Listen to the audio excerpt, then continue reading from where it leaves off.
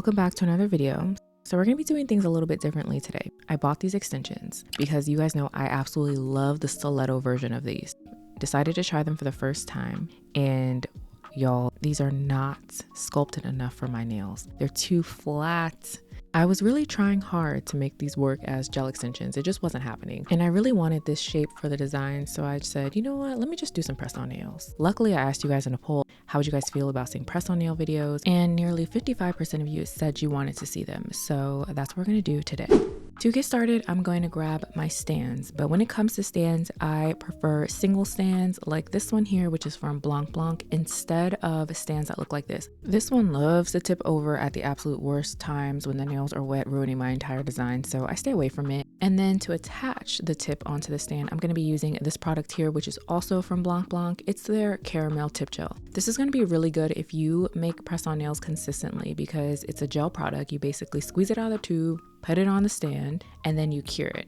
And then you can put your tip on it. But the good thing about this is once you're done with this set, you can reactivate its stickiness with some alcohol and then place a different set on top of it, for example. So I like to put a good amount of this. You want to be pretty generous. Don't put too much so that it's overflowing the stand, but don't put too little so that the tip is not able to attach to it.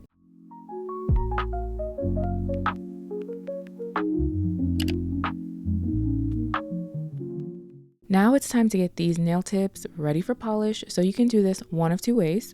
You can either use a base gel or you can use an e-file and a sanding band like I will be doing. Before I even turn my e-file on, I'm going to set up my dust collector. This is a new one here that was gifted to me from Melody Susie. It has 3 settings, so I'm going to put it on the highest setting and then begin removing the shine from the nail tip.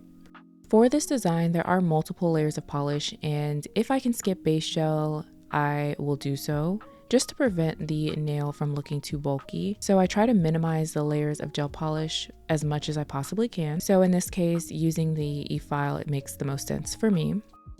I've been doing press-on nails for quite a while. When you guys see tutorials, it's usually applying gel extensions on my left hand. And sometimes I have weekend plans and I'm in a rush. So when I like to do press-on nails for my right hand. So if you guys want to see more press-on nail tutorials, give this video a thumbs up, and I can definitely do that because I make a lot of press-ons. The tips are clean, so let's go ahead and get started with the nail art.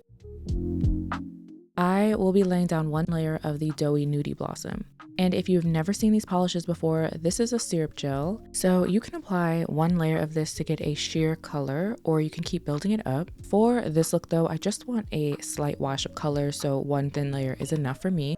Next, I'm going to be going in with a new cat eye polish that Born Pretty sent me to try. And yeah, so we've been doing a lot of cat eye designs, and like I told you guys in the last video, I cannot put the cat eye polish down. I was trying to figure out which base color I wanted to use, so I was going back and forth between the pink and the brown, and then ultimately settled on the pink. I'm only going to be applying one coat of this, and as I'm applying it, I'm making sure not to press down too hard so I don't leave behind any streaks.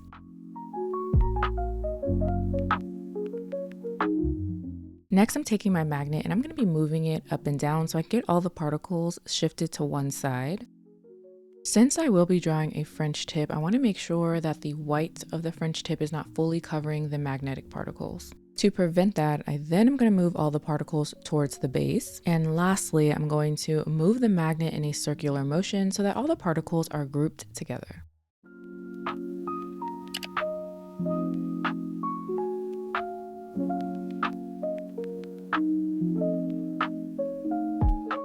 Next, I'm going to be going in with a buffing block to remove the shine because I'm going to be doing some line work. I basically always start off with what I call matte canvas anytime I'm doing line work. If you don't feel like buffing, you can definitely use a matte top gel, but in this case, I will be using multiple layers of polish. And like I mentioned earlier, when we buffed and prepared the nail for polish, I just want to avoid as many gel layers as I possibly can. However, as I'm using the buffing block, I'm not adding too much pressure because I don't want to accidentally file away the base color we already have laid down. Once I'm done, it'll look something just like this, and you can kind of see the cat eye moving around underneath the matte layer, which I think is so cool, but let's go ahead and keep going. Now that the nail is buff, it's time to start drawing these French tips, and I'll be using Melody Susie Snow White and a thin liner brush to do this. Usually, I like my smile line to be a little bit on the deeper side, but this time, I'm going to try to make it rounded and more of a U shape instead of what you guys typically see me do, which is more towards a V shape, honestly. For this design, since I will be placing placing a pattern on top of the French tip, I want to make sure there's enough room. So that's why it's a little bit wider than what I typically do. I always do an outline of my French tip, basically drawing the smile line first, and then once it looks good, I will fill in the empty space with the brush that comes in the polish bottle just because it's wider. You can fill in the gap with the liner brush, it's just going to take a little bit longer, so I like to speed things up.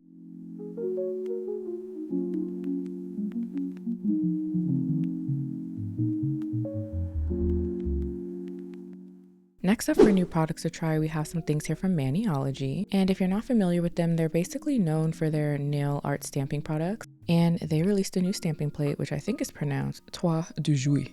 If I butchered it, just let me know in the comments. But anyway, it's inspired by luxury French cloth. And I'm pretty sure you've seen a similar design somewhere out there, whether it's on luxury bags, which is where I've seen them all the time, and on some fabrics and things. But you can see here you have quite a few different options to choose from. Everything is going to be a scene of a landscape. So there's some flowers, bunnies, branches, butterflies, and then over on the side you have individual bunnies, butterfly flowers to choose from as well.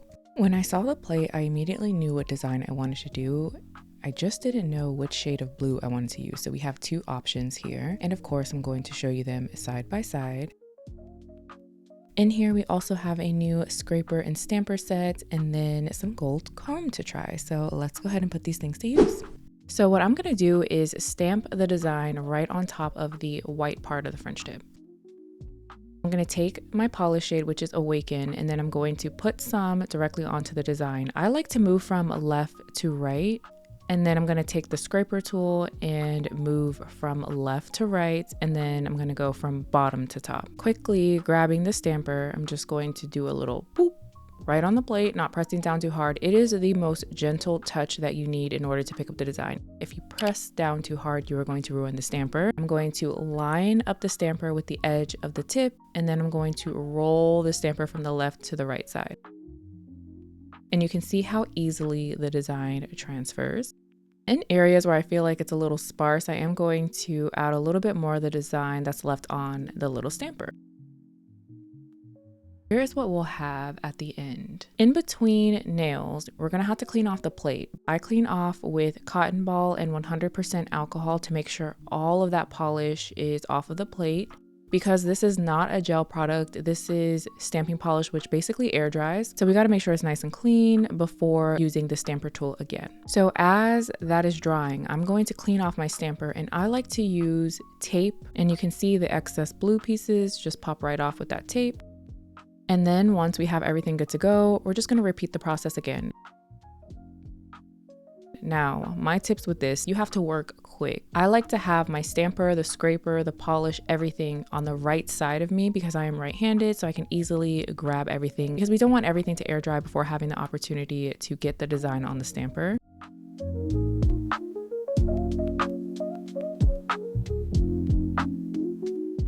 Once you get the hang of it, it takes no time. As I look at the timestamps here, it took a total of 8 minutes to do me setting up to me being fully done with the stamping part of the design. And if I wasn't checking the screen to make sure I was in focus, I probably could have done it even faster.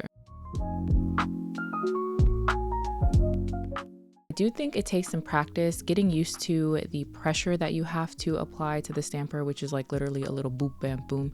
You know that Kendrick Lamar song when he's like boom, bop, bing, boom, boom, bop, bam. Like that's literally how stamping feels to me. That is a song that I was listening to while doing it. So yeah, just make sure you have a nice little light touch and getting used to just moving quickly. So having everything easily to grab so you can hurry up, scrape it, apply it to the nail, and then be done.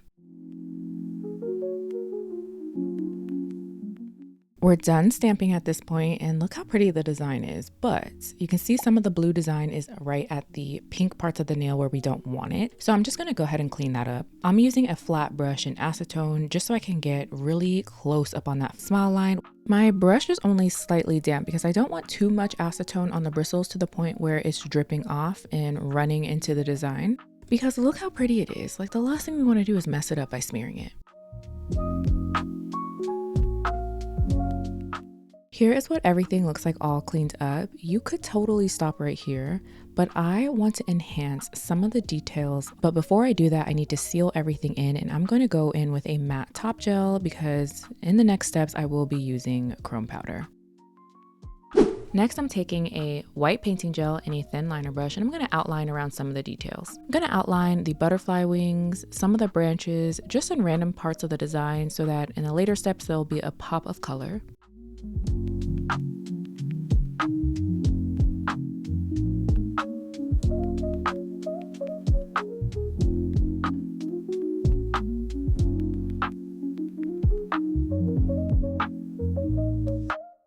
I'm going to take this gold chrome, which is also from Maniology, and a silicone tool and rub it in right on top of where we place that white painting gel. And this chrome glides on very smoothly. I was actually very impressed with it. Normally I have to apply the chrome and then go back in and buff it in to make sure I covered all the areas, but this time it just glided right on.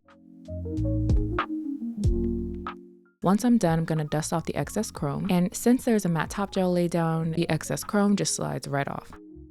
And here's what we have at this point. Look how pretty. The gold accents really just does something for me. I love it so far.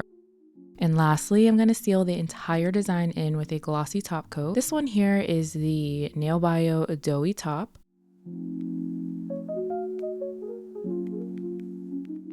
Then I'm going to do my final cure. And here are what the nails look like all done.